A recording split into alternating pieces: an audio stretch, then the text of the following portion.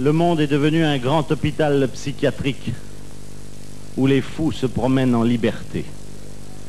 Chaque pays a élu son chef, le roi des fous.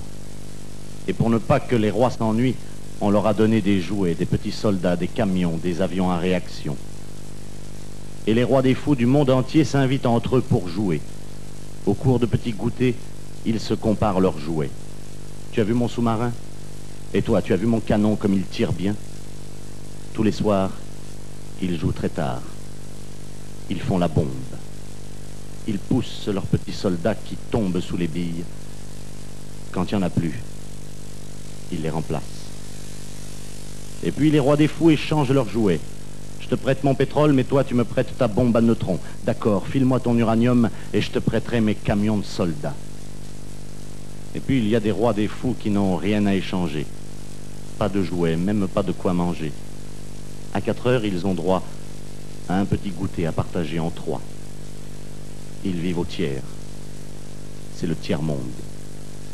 Ils traînent derrière eux, au bout d'une ficelle, un lapin qui joue du tambour.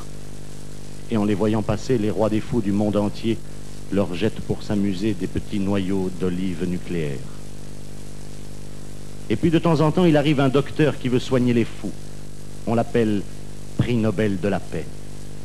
On lui met une grosse médaille sur le cœur qui brille au soleil pour qu'on voit bien l'endroit où il faut tirer pour le tuer. Et la vie continue.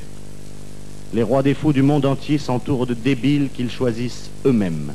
Le premier débile, le débile des armées, le débile des finances, ça s'appelle un gouvernement. Et dans le monde entier, les débiles donnent des conseils aux rois des fous pour gouverner les cons. Et les cons, cherchez pas dans l'histoire, c'est toujours nous. Mais si les cons du monde entier voulaient se donner la main, on obligerait les fous à ranger leurs jouets, leurs chars, leurs canons, leurs avions. Et nous pourrions enfin nous promener en paix sur les jardins de la terre qui sont si jolis quand on n'y fait pas la guerre.